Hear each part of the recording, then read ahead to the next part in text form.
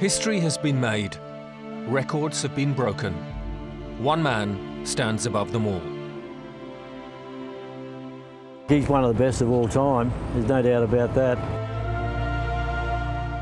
I play against all of them, so I can say that Federer, he has all-around game. He's got such wonderful timing. Roger is probably one of the best players that ever played a game. Just one of those guys that has the whole package. I mean, really, he's a good guy. Once again, Roger Federer's dazzling brilliance has taken him to the top of the South African Airways ATP rankings. Following his record 17th Grand Slam victory at Wimbledon, the Swiss maestro has broken the previous record held by Pete Sampras of 286 overall weeks at world number 1.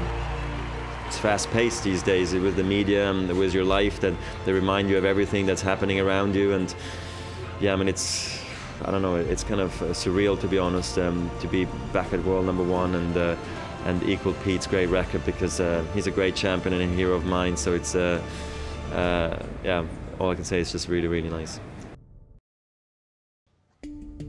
Federer first became number 1 in the South African Airways ATP rankings in 2004 and held the position for a record 237 consecutive weeks.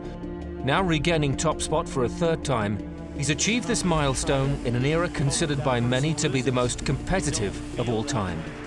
In a glittering career, he's played against and beaten some of the greatest athletes to have played the game of tennis. He's the most complete player of all of them. So the thing is, Pete, he was good at his game, Agassi at his game, 2 separate games, and Federer, he has both of it, Sampras and Agassi, so which is, you cannot get any better than that.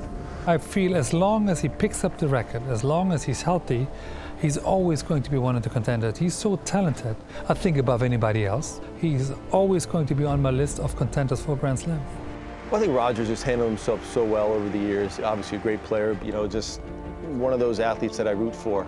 He seemed like such a nice guy, very outgoing, and just one of those personalities that I sort of clicked with. His anticipation and timing is something that as only a few players in the world has something like that. And Roger displays it, and he has the humility, and he enjoys the sport. You can tell he enjoys the sport, because you don't see him throwing his racket or anything like that. He just missed that point, so I'll get the next one.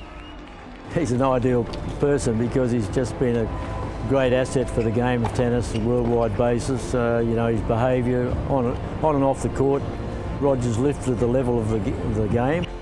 I love watching how Federer can make such a physical game look so effortless and graceful. He's been so great to tennis because he's such a personality. So everybody loves Roger, the way he plays, the way he acts on the court as a sportsman, off the court. You know, he's doing all the right things, and he's a very mellow and a very sort of down-to-earth guy. So I think everybody's got so much respect for him now, and you know, I think the longer he stays in tennis, the better it is for tennis. Federer's career statistics are simply awe-inspiring. 75 singles career titles, a record 17 Grand Slam singles titles, 20 ATP World Tour Masters 1000 crowns, and 6 Barclays ATP World Tour Finals titles. And he's now been ATP World Tour #1 longer than anyone who's ever lived. Ominously for his opponents, he seems to be getting even better. Congratulations, Roger.